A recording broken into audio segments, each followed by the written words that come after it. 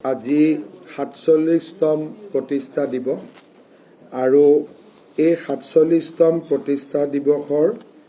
পবিত্ৰ মুহূৰ্তত মই ভাৰতীয় জনতা পাৰ্টিৰ অসম প্ৰদেশৰ প্ৰতিষ্ঠা কালৰ প্ৰতিগৰাকী কাৰ্যকৰ্তাক মোৰ শ্ৰদ্ধা নিবেদন কৰিছোঁ আৰু তেখেতসকলৰ যি ত্যাগ তাৰ বাবে মই তেখেতসকলৰ ওচৰত শিৰ নত কৰিছোঁ। আমি বিশ্বাস কৰোঁ ভাৰতীয় জনতা পাৰ্টিৰ নীতি আৰু আদৰ্শৰে আমি ৰাষ্ট্ৰ আমাৰ দল আমি দুয়োটাকে সৰ্বতো প্ৰকাৰে সংগঠিত কৰি আগুৱাই লৈ যোৱাৰ বাবে আমাৰ বৰঙণি সদায় আমি আগবঢ়াই যাম। মই পুনৰ এবাৰ ভাৰতীয় জনতা পাৰ্টিৰ কাৰ্যকৰ্তাসকলক অভিনন্দন জনাইছোঁ। মই কেইটামান কথা আপোনালোকক ক'ব খুজিছোঁ। যোৱাকালি কংগ্ৰেছ দল যিমান নিম্ন পৰ্যায়লৈকে নামিব পাৰে সিমান নিম্ন পৰ্যায়লৈকে নামি গৈ কংগ্ৰেছ দলে নিজৰ চৰিত্ৰ অসমৰ ৰাইজৰ আগত পুনৰ এবাৰ প্ৰকাশ কৰিলে। তৰুণ গগৈৰ সন্তান ইমান তললৈকে যে নামিব পাৰে তাক আমি কল্পনাও কৰিব পৰা নাছিলোঁ আৰু মই নিশ্চিত যে তেওঁলোকে যি ষড়যন্ত্ৰ কৰিছে সেই ষড়যন্ত্ৰ বিফলটো হ'বই। মই বিশ্বাস কৰোঁ যে আইনেও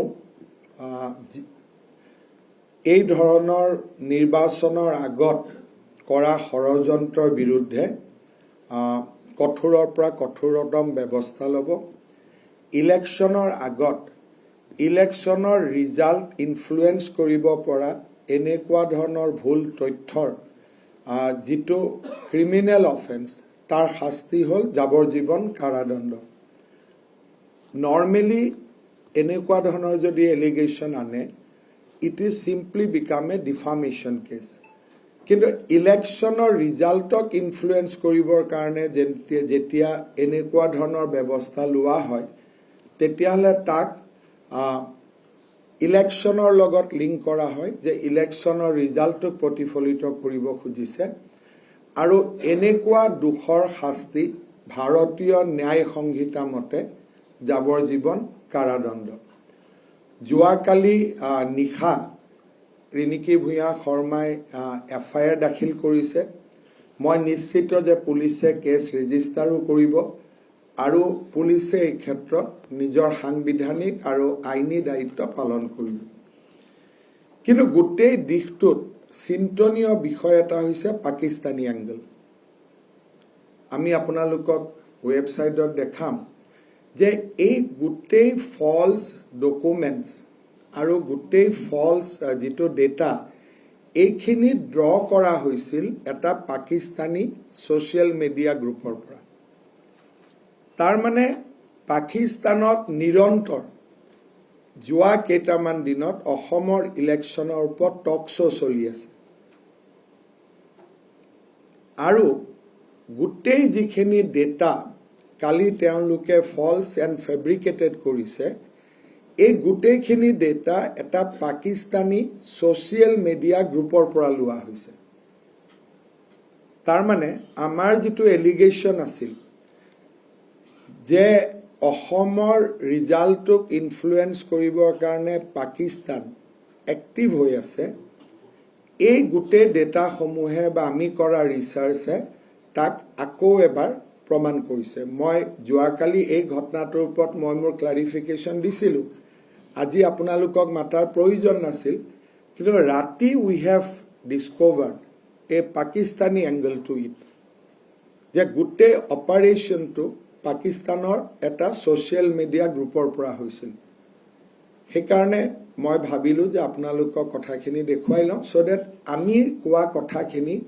আপোনালোকে ইণ্ডিপেণ্ডেণ্টলি ভেৰিফাই কৰিব পাৰে। মই মোৰ সতীৰ্থ অনুৰোধ কৰিম যে অলপ প্ৰেজেণ্টেশ্যনটো কৰি দিয়ক যাতে আপোনালোকে বুজি পাব পাৰে। কৈ যাওক।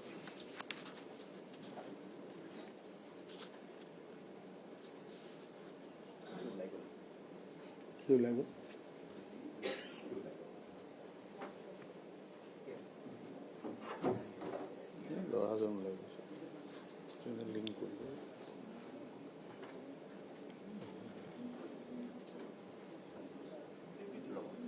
পিপিত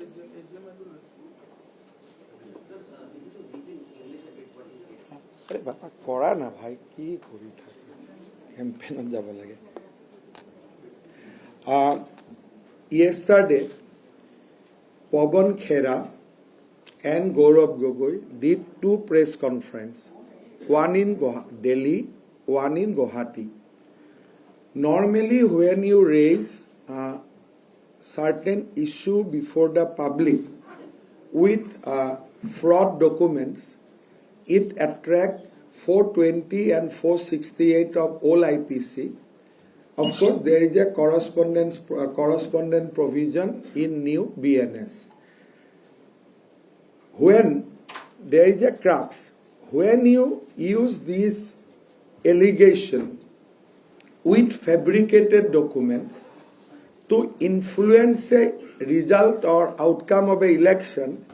then it attracts higher penal provision, and the punishment for that is life imprisonment. Yesterday, my wife has filed an FIR, and I am sure that police will register the case in appropriate section of law and take necessary action. But why I have came before you today? Because during our research we found the entire material of the press conference which has taken place yesterday was supplied from a Pakistani social media group. In last 10 days, Pakistan channel has done at least 11 talk show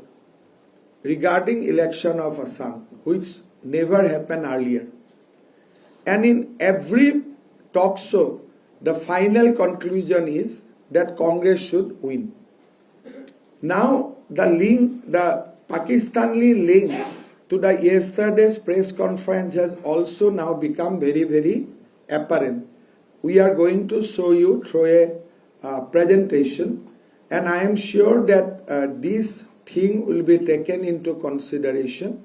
by the law enforcement agency.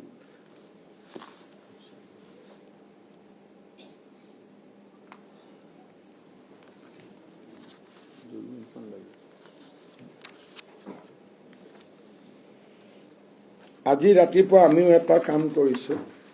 আমেৰিকাৰ same LLP এটা গৌৰৱ গগৈ নামতো আমি খুলিছো ইমান সহজে খুলিব পাৰি যে same Riniki Biswa Sarma যেটো খুলিছিলে আজি আমি এটা লগতে আমি কৈ দিছো এটো ফেক বুলি আজি ৰাতিপুৱা আমিও এটা LLP খুলিছো সেম কান্ট্ৰি সেম থিংত গৌৰৱ গগৈ এণ্ড কোম্পানী বুলি আৰু আপোনালোকে সবে নিজে এটা এটা খুলি ল'ব পাৰে একো পইচাও নালাগে তাতে আজি আমি এটা কোম্পানী খুলিছো ফেক কিন্তু গৌৰৱ এলিজাবেথ 786 সেম ফৰ্মুলা এটো 24 আৱাৰ্ছত পোৰ্টেলত আহি যায় কালি আপোনালোকে এটো চেক কৰিব পাৰিব কিন্তু এটো ফেক হয় কিন্তু একে আৰু তাতে গলে এটো দেখা পাব যেনেকে ইন্ডিয়ান কোম্পানী হনুমানৰ নামত খুলিব পাৰি শিৱৰ নামত খুলিব পাৰি মহাদেৱৰ নামত খুলিব পাৰি কৃষ্ণৰ নামত খুলিব পাৰি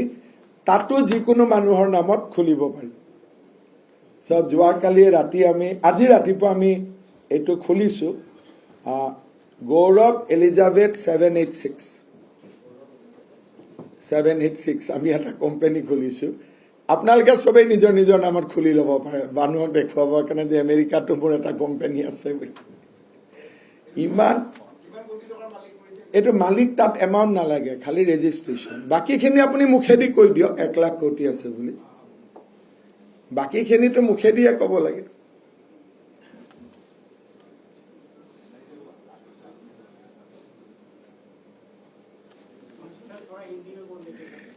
मैं इंग्लिश हिंदी असमी सब में रिपोर्ट करी थे बोलते जाऊं तो मुझे 3 घंटे लगेगा चुनाव अभियान होगा नहीं अभी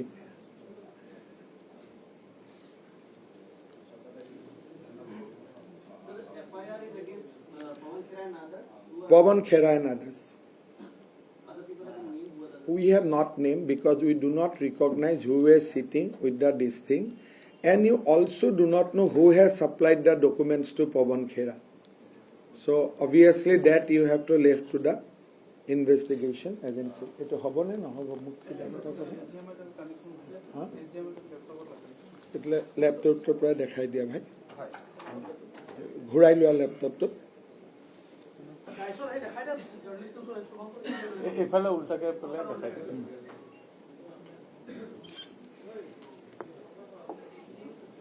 সৰু কামখিনি কৰি ৰাখিব লেপটপটো ছাপোৰ্ট দিয়ে কোৱা প্ৰথমতে কথাটো হ'ল আমি ইয়াৰ প্ৰথম ডকুমেণ্ট যে ডকুমেণ্ট কেইখন যে ফেক সেইটো প্ৰথম আমি বিচাৰি পাইছিলোঁ এটা পাকিস্তানী ছ'চিয়েল মিডিয়া গ্ৰুপত সেইটো মাইক লৈ লওক এইটো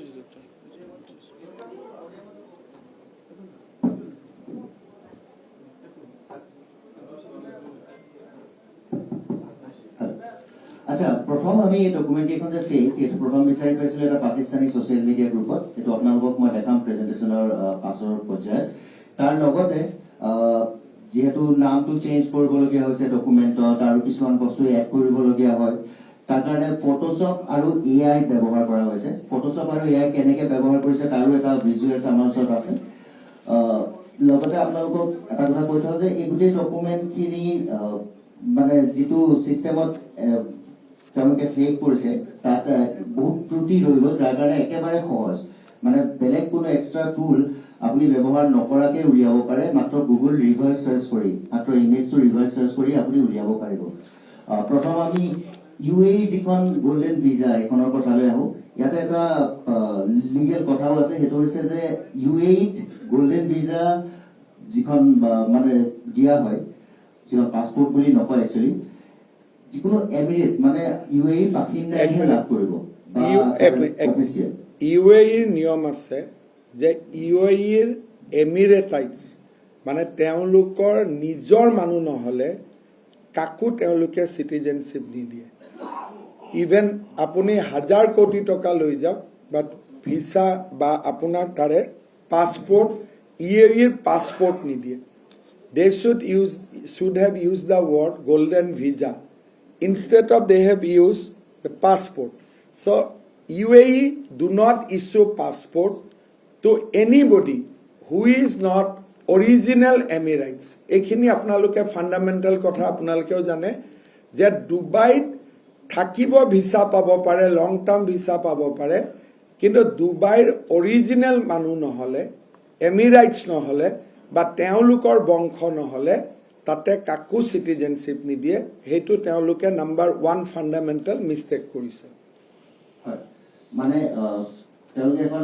লিখিছে যদিও তাত তেওঁলোকে সিটিজেনশিপটো তেওঁলোকে ভুলকে লিখি দিছে যেটো আপোনালোকে গম পাবই কাৰণ সিটিজেনশিপটো বেলেগ বস্তু পাছপোৰ্টটো বেলেগ বস্তু আৰু গোল্ডেন ভিসাটো বেলেগ বস্তু এতিয়া আমি এআই পাৰ্টটো লৈ আহোঁ কি এডিটিং কৰিছে এই পাৰ্টটো লৈ আহোঁ এতিয়া আপুনি UAE যিকোনো এখন ভিসা যেতিয়া চাব যিটো ভিসা আইডি সব ভিসা আইডিৰে এটা প্যাটাৰ্ণ থাকে এতিয়া আমাৰ প্যান কাৰ্ডখনে যদি আমি সিম্পল চাম ভিসালে ইমান টান বস্তু লৈ নাযাওঁ বা আমি পাছপোৰ্টৰ ইমান টান বস্তু লৈ নাযাওঁ আমাৰ প্যান কাৰ্ডখনে যদি চাওঁ এটা প্যাটাৰ্ণ থাকে 4টা লেটাৰ 4টা নাম্বাৰ আকৌ লেটাৰ ঠিক তেনেকুৱাকে UAE যিখন পাছপোৰ্ট তাতো আইডি যিটো তাৰ এটা প্যাটাৰ্ণ আছে আৰু সেই প্যাটাৰ্ণটো মতে আপোনাৰ 3 নম্বৰ ডিজিটটোৰ পৰা 4টা ডিজিট তেওঁ বাৰ্থ ইয়েৰটো হয় যিজন মানুহৰ পাছপোৰ্ট হয় এখন তেওঁ বাৰ্থ ইয়েৰটো হয় এতিয়া ইয়াতে জিডিকি মেমৰ বাৰ্থ ইয়েৰ হৈছে 1973 কিন্তু ইয়াত মাজৰ হে 4টা ডিজিট আছে 1996 যিকোনো ধৰণৰ গুগল সাৰ্চ কৰিলে আপুনি UAE পাছপোৰ্টৰ যিটো প্যাটাৰ্ণ সেইটো আপোনালোকে চাব পাৰে গতিকে এই প্যাটাৰ্ণটো ভুল আছে য'ত 1973 হ'ব লাগিছিল তাত 1996 আছে এতিয়া ইয়াত এই ভিসাখন আমি বিচাৰি পালো এটা পাকিস্তানী ওয়েবসাইটত মই আপোনালোকক কৈছো ওয়েবসাইট নহয় এক্স্যাক্টলি এটা সোশ্যাল মিডিয়া গ্ৰুপত আৰু সেই গ্ৰুপটোত আমি এই নাম্বাৰটো যেতিয়া ৰিভাৰ্ছ সাৰ্চ কৰি চালো তেতিয়া আমি এখন সেই গ্ৰুপটোত এগৰাকী ব্যক্তিয়ে তেওঁৰ এখন পাছপোৰ্ট আপলোড কৰিছিল তেওঁ এখন আইডেন্টিটি কাৰ্ড একচুৱেলি আপলোড কৰিছিল য'ত তেওঁৰ পাছপোৰ্ট নাম্বাৰটো আছিল আইডি নাম্বাৰটো তেখেতৰ নামটো আপোনালোকক মই কৈ দিছো তেখেতৰ নামটো হৈছে আশৰাফ আব্দুল কাদেৰ আৰু তেখেতে এই ভিসাখন তাত আপলোড কৰিছিল সৰি পাছপোৰ্টখন মই আপোনালোকক তেওঁলোকৰ এই স্ক্ৰীনশ্বটটো দেখাই দিছো য'ত তেওঁ এইটো বস্তু আপলোড কৰিছিলে চাওক যে মই তেওঁ এই ৱালেটটো হেৰুৱাইছিলে আৰু গতিকে তেওঁৰ আইডেন্টিটি কাৰ্ডখন তাত তেওঁ ছাবমিট কৰিছে আপোনালোকক মই এটা ভিডিঅ' দেখাই দিছো আমি কেনেকৈ বস্তুটো বিচাৰি পালো যদি আপোনালোকে দেখা পায় আৰু মই প্ৰয়োজন হ'লে আপোনালোকক এই ডকুখিনি দি দিম ডকুমেণ্টছখিনি তেতিয়া আপোনালোকে চাব পাৰিব আমি আইডি নাম্বাৰটো যিখন তেওঁলোকে ছাবমিট কৰিছিলে কংগ্ৰেছে সেই আইডি নাম্বাৰটো গুগলত ৰিভাৰ্ছ চাৰ্চ কৰিছো ৰিভাৰ্ছ চাৰ্চ কৰাৰ পাছত যিহেতু কালি এইটো খবৰ আছিলে বহুত গতিকে প্ৰথম অৱস্থাত আপুনি এই পাছপৰ্টখনেই দেখা পাব মেমৰখন তাৰপিছত অলপ তললৈ গ'লে আপুনি এই লিংকটো বিচাৰি পাব মানে আপুনি সাধাৰণ গুগল ইমেজ চাৰ্চ কৰিলে এই গোটেই অৰিজিনেল ডকুমেণ্টখন ইয়াৰ বিচাৰি পাব আৰু এই পাছপৰ্টখন লষ্ট বুলি পাকিস্তানী ছ'চিয়েল মিডিয়া গ্ৰুপত আপলোড কৰিছিলে এই মানুহজনৰ নাম আছিল আশৰাফ আবেদকাল্ডাৰ আবছালাম হুছেইন এই পাছপৰ্টখন অৰিজিনেলি তেওঁৰ his date of birth is 1996 আপুনি যদি সেইকাৰণে তেওঁলোকে কপি পেষ্ট কৰোঁতে ওপৰত 1996টো ৰাখি দিলে তলত 1973 কৰিলে ৰিনিকিৰ যিটো একচুৱেল ইয়াৰ যেতিয়া আমি এই দুটা কনফিউজন পালো যে এটাত একেখন পাছপৰ্ট এটাত ডেট লিখা আছে 1996 সিৰিজটোত তলত লিখা আছে 1973 দিজ ৰেইজ দ্য এলাৰ্ট তেতিয়া আমি ইয়াক বিচাৰোতে সিম্পল গুগল ৰিভাৰ্ছ চাৰ্চতে এইটো ওলাই আহে যে it is this passport this number passport is a lost passport এজন মানুহে ৰিপৰ্ট কৰিছিল পাকিস্তানী ছ'চিয়েল মিডিয়া গ্ৰুপত আৰু সেইখনতে তেওঁলোকে বাকী AI ফটোশ্বপছখিনি কৰি লৈছিলে হয় স্যাৰ ইয়াতে আৰু এটা ইম্পৰ্টেণ্ট পইণ্ট আছে যে টাইমলাইন তেওঁ এই পাছপৰ্টখন হেৰুৱাৰ যিটো তাৰিখ যিটো আপলোড কৰা তাৰিখ ফেচবুকত সেইটো হৈছে 28 মাৰ্চ মানে যোৱা মাহৰ 28 তাৰিখে এই টাইমলাইনটো আপোনালোকে মনত ৰাখিব কাৰণ পাছলৈ আৰু অলপ টাইমলাইনৰ কথা আছে আৰু এই পোষ্টটো আপলোড কৰিছিল টিপু চুলতান বুলি এজন মানুহে পাকিস্তানী ছ'চিয়েল মিডিয়া গ্ৰুপত আই লষ্ট ৱালেট ইন আজমান সামুহেৰ এই বুলি কৈ পেলাই তেওঁ এই বস্তুটো প্লেচ কৰিছিলে আৰু আপোনালোকে যেতিয়া ৰিভাৰ্ছ চাৰ্চ কৰি আপোনালোকে আপোনালোকে পালে টিপু চুলতানৰ ফেচবুক প্ৰফাইলটো চাব পাৰে তেওঁ ফেচবুক প্ৰফাইলটো আজি 7-8 বছৰৰ পৰা এক্সিষ্ট কৰি আছে আমি এক্সিবিট 2 লৈ আহো যিটো হৈছে ইজিপ্তৰ পাছপৰ্ট হয় কিবা কৰিছিল ইজিপ্তৰ পাছপৰ্ট ইজিপ্তৰ পাছপৰ্টখনত জেনেৰেলি পাছপৰ্ট বিলাকৰ তলত এটা মেচিন ৰিডেবল জোন থাকে আপোনালোকে জানে য'ত মেচিনে গোটেই বস্তুখিনি পঢ়িব পাৰে কোডটো আৰু তাতো এটা পেটাৰ্ণ থাকে ঠিক যেনেদৰে আইডি বিলাকত এটা পেটাৰ্ণ থাকে তেনেদৰে এটা পেটাৰ্ণ থাকে আপুনি তাতে দেখা পাব এটা কোড লিখা আছে এটা নাম্বাৰ লিখা আছে আৰু ইয়াতে এই মিক্স মেচ হৈছে এই নাম্বাৰছ বিলাকৰ মানে মেচিন ৰিডেবল জোনৰ নাম্বাৰছ বিলাকৰ মিক্স মেচ হৈছে আপুনি যদি এইটো মেচিনত দি ৰিড কৰিব নোৱাৰে আপুনি ইয়াতে চাব আমি এই পাছপৰ্টখনৰ নাম এই মেচিন ৰিডেবল জোনত থকা কোডটোৰ পৰা আমি ৰিভাৰ্ছ চাৰ্চ কৰি যেতিয়া পালো এই পাছপৰ্টখন পালো আন এগৰাকী ইজিপ্টিয়ান চিটিজেন আল সাইদ আলাংগাৰৰ নামত মিছেছ নিহাদ ইব্ৰাহিম আল সাইদ আলাংগাৰ তেওঁ ইজিপ্টিয়ান চিটিজেন এই যিখন ইজিপ্তৰ পাছপৰ্ট বুলি কৈছে ৰিনিকিৰ ফটোশ্বপ কৰাৰ পিছত অৰিজিনেল নাম্বাৰটো যেতিয়া চাৰ্চ কৰে ইজিপ্তৰ এইটোতো কাৰ পাছপৰ্ট নামটো ওলাই আহে মিছেছ নিহাদ ইব্ৰাহিম আল ছয়দ আলাংগাৰ এই মহিলাগৰাকীৰ পাছপৰ্টখনত ৰিনিকিৰ ফটোটো এনক্ল'জ কৰি দিয়া হৈছে আৰু Mrs. Nihad Ibrahim Al Said Alangar. So this you can also find out by Google reverse search. This is not something to find out. You don't need any big things. আচ্ছা ইয়াতে এটা ইন্টাৰেষ্টিং কথা আছে ইয়াতে তেওঁলোকে numbers বিলাক অকণমান ইফাল সিফাল কৰিছে মানে ক'ৰবাত দুটা নাম্বাৰ চেঞ্জ কৰিছে কিন্তু ডাঙৰ ভুলটো তেওঁলোকৰ থাকি গ'ল কাৰণ এনেকুৱা ধৰণৰ কাম কৰিলে চোৰে থৈ যায় ভুল এৰাবিক যিখিনি লিখা আছিলে এৰাবিকখিনি ডিক্টো মানে সেম থাকিলে আপোনালোকে গুগল লেন্সত এৰাবিক কপি কৰি দুইখন পাছপৰ্টৰ আপোনালোকে যদি মিলাইছে সেম যিখিনি এৰাবিকত লিখা আছে আমি মাৰ্ক কৰি দিছো ইয়াত আপুনি চাব পাৰে গোটেই এৰাবিক খিনি একে থাকি গ'ল তাৰ ফলত আপোনাৰ এখন ধৰা পেলোৱাটো একেবাৰে সহজ হৈ তাৰমানে পৰিলে। ইংলিছখিনি তেওঁলোকে ফটোশ্বপ কৰিলে আৰবিক ৱৰ্ডখিনি ফটোশ্বপ কৰিব নোৱাৰিলে যেতিয়া আৰবিক ৱৰ্ডটো আমি ট্ৰান্সলেশ্যন ChatGPT বা গ্ৰকত দি দিওঁ তেতিয়া অৰিজিনেল বস্তুটো ওলাই আহে দ্য ছেম পাছপৰ্টখনত আৰু ইয়াতে তেওঁ প্লেচ অফ বাৰ্থ যিটো লিখা আছে সেইটো ইণ্ডিয়ান বুলি লিখা আছে যিটো ভুলে ইণ্ডিয়াই হ'ব লাগিছিল আচলতে কিন্তু আপুনি যদি চাই প্লেচ অফ নেশ্যনেলিটি ইণ্ডিয়ান হ'ব পাৰে প্লেচ অফ বাৰ্থ ইণ্ডিয়ান হ'ব নোৱাৰে প্লেচ অফ বাৰ্থ ইণ্ডিয়া হ'ব পাৰে place of birth place of birth India হ'ব পাৰে কোনোবাই যদি ঠিক আছে আমি চিটিজেনশ্বিপ আমি প্লেচ অফ বাৰ্থটো আমি ভাৰতে ক'ম তেতিয়া আমি অকল ইণ্ডিয়া লিখিম প্লেচ অফ বাৰ্থটো আমি ইণ্ডিয়ান নিলিখোঁ নেশ্যনেলিটি ইজ ইণ্ডিয়ান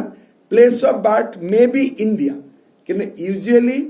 মানুহে চিটিৰ নাম এখন নিদিয়ালৈকে কোনো কম্পিউটাৰত ড্ৰপ ডাউন মেনু নাহে যিকোনো চিটিৰ নাম দিবই লাগিব চ' ড্ৰপ ডাউন মেনুত নিজেই নাহে কিন্তু প্লেচ অফ বাৰ্থ ইণ্ডিয়ান হ'ব পাৰে নেকি চ' তেওঁলোকে এই ভুলবোৰ কৰি থৈ যোৱাৰ কাৰণে আমি ৰিভাৰ্ছ চাৰ্জত অৰিজিনেল নামটো উলিয়াব পাৰিছোঁ আৰু একেবাৰে সহজ আছিলে ইয়াতে আমি লিংকটো দি ৰাখিছো আপোনালোকে গৈ চাব পাৰে যিখন অৰিজিনেল পাছপৰ্ট হয় আৰু তাৰ লগতে আপুনি মেমৰ ফটোখন যদি চাই তেতিয়াহ'লে ফেচিয়েল ফিচাৰ্ছৰ অলপ খেলি মেলি আছে কিন্তু আমি অলপ পাছত আপোনালোকক দেখাম ইজিপ্তৰ পাছপৰ্টখনত আৰু দুটামান কথা আছে যেতিয়া আপুনি ৱাটাৰ মাৰ্কখিনি চাব যিখন ৰিয়েল ইজিপ্তৰ পাছপৰ্টৰ ৱাটাৰ মাৰ্ক যিটো থাকিব লাগে সেই ৱাটাৰ মাৰ্কত এখন ফটো থাকে যিখন তেওঁলোকে যিখন ফেক বনাইছে তাত সেই ৱাটাৰ মাৰ্কটো আপোনালোকে দেখা নাপাব আৰু যিটো কোড কৈছিল যে কোডটোৰ এটা পেটাৰ্ণ থাকে চাওক হয় এই কোডটোৰ যিটো পেটাৰ্ণ হয় সেই পেটাৰ্ণটো ষ্টাৰ্ট হয় ইজিপ্তৰ পিৰ পৰা আৰু তাৰ পাছত এটা চিম্বল আহে কিন্তু যিখন ফেক তেওঁলোকে বনাইছে তাত তেওঁলোকে দুটা পি লিখি চিম্বলটো দিছে যিটো মানে সহজতে ধৰা পৰিব পাৰে সেইটো এটা ভুল তেওঁলোকে কৰিছে আৰু আপুনি যদি বাৰকোড আৰু ফটোৰ লেংথটো চাই মানে বাৰকোড আৰু ফটোৰ লেংথটো সমান হ'ব লাগে কিন্তু ফেক পাছপৰ্টখনত তেওঁলোকে বাৰকোড আৰু ফটোৰ লেংথটো তেওঁলোকে মিলাব নোৱাৰিলে যেতিয়া তেওঁলোকে ফেক বনাই আছিলে ফটোশ্বপ কৰি আছিলে তেওঁলোকৰ সৰু সৰু ভুলবিলাক থাকিবই আমি এন্টিগুৱা আৰু বাৰবুডাৰ যিখন পাছপৰ্টৰ কথা কৈছে সেইখনলৈও আহো এখনো আপোনালোকে যদি চাই তেতিয়াহ'লে সেই যিটো মেচিন ৰিডেবল জোন য'ত তেওঁলোকে এই কোডটো লিখে পাছপৰ্ট এখনৰ কোড এটা লিখা থাকে সেই কোডটোত তেওঁলোকে সম্পূৰ্ণৰূপে তাত ভুল কৰিলে PPA আচলতে হ'ব লাগিছিল PA ওপৰটোত চাওক PA আছে তলত আছে PPA দুইটাৰ মাজত ইনকনসিস্টেন্সিটো ক্লিয়াৰ হৈ যায় আচ্ছা ইয়াতে আৰু এটা বস্তু মই আকৌ বেক কৰি পিপিটি খনত এন্টিগুৱাৰ পাছপৰ্টখনত ATG বুলি লিখা আছে আপোনালোকে দেখিব সেই কোডটোত এটা পাৰ্টত লিখা আছে ATG যিটো আমি যদি ঘূৰি যাওঁ ইজিপ্তৰ পাছপৰ্টখনলৈ তেতিয়াহ'লে ইজিপ্তৰ পাছপৰ্টখনত তেওঁলোকে সেইটো চেঞ্জ কৰিবলৈ পাহৰিলে যাৰ ফলত সেইটো ATG বুলি থাকি গ'ল ইজিপ্তৰ পাছপৰ্টখনত ATG বুলি তেওঁলোকৰ থাকি গ'ল সেইটো তেওঁলোকে ভুল কৰিলে এতিয়া আমি ফটো কেইখনলৈ আপুনি চাব পাৰে দুইখন ফটো একেখন ফটোৱে ইউজ কৰিছে মাত্ৰ ড্ৰেছটো চেঞ্জ কৰিছে থ্ৰু AI এই দুইখন পাছপৰ্টত একেখন ফটোৱে ইউজ কৰিছে আপোনালোকে যদি চাই ৰিনিকিৰ নামত প্ৰথম যিখন ফটো দিছে face is same in the second খালি ড্ৰেছটো AI দি বদলাই দিছে same hair dress everything is same দুটা বেলেগ দিনৰ দুখন পাছপৰ্ট কিন্তু ফটো দুইখনে একে হেয়াৰ ডিজাইন একে খালি ড্ৰেছটো বদলাই দিছে মানে হেয়াৰ লাইনিংও একে আমাৰ চুলি সদায় আমি একে ধৰণে নকৰিম আনকি আপোনালোকে চাওক বতাহতো অলপমান 2 বছৰ আগত পিছত যদি এজন মানুহে ফটো উঠে স্লাইটলি টু চেঞ্জ হ'ব ইয়াতে দুইখন ফটো আপোনালোকে চাওক হেয়াৰ লাইনটো চেঞ্জ কৰিছে কাপোৰখন চেঞ্জ কৰি দিছে বাকি সব বিলাক একে ইভেন চেলাউৰিটো একে 2 বছৰ আগৰ পিছৰ মানুহৰটো অলপ চেঞ্জ হৈয়ে যায় নেক্সট এতিয়া আপুনি এইটো অকণমান কমপ্লিকেটেড হয়, এইটো কাৰণে আমি অলপ টুল ব্যৱহাৰ কৰিছো। আপুনি যদি গোটেইকেইখন ফেক ফটো আৰু মেমৰ অৰিজিনেল ফটোৰ লগত আপুনি মিলাই, তেতিয়াহ'লে আপুনি চাব কপালৰ যিটো গাঁথনিটো পৰিৱৰ্তন আছে, যিটো AI আমি যেতিয়া face এতিয়া replace কৰো, এইকেইখন ফটোৰ লগত ৰিনিকিৰ অৰিজিনেল ফটোখন চাই লওক। আপোনালোকে চালে বুজি পাব পাৰিব। ৰিনিকিৰ অৰিজিনেল ফেচটো আৰু ইয়াত থকা ফেচ কেইখন পাছপৰ্টত, কাৰণ পাছপৰ্টত দিয়া গোটেইখিনি ফটো এআইৰ পৰা ওলোৱা, এইটো ৰিনিকিৰ original picture even with a small AI. আপোনালোকে ৰিনিকিৰ লিপছটো ইয়াত চাওক আৰু প্ৰথম ফটোখনত চাওক, ইভেন ফটোজ আৰ ডিছিমিলাৰ। একদম ক্লিয়াৰলি চাওক, this is her picture original number 1। গোটেইকেইখন ফটো যে একলগ প্ৰথম ৰাইট হেণ্ড চাইডত আমি অৰিজিনেল ফটোখন দিছো, বাকী পিছৰ ফটোখিনি চাওক, লিপছ নিমিলিব, হেয়াৰ ডিজাইন নিমিলিব, গোটেইখিনিৰ মাজত আপোনালোকে নিজে দেখা পাব যে এখন AI জেনেৰেটেড ফটো।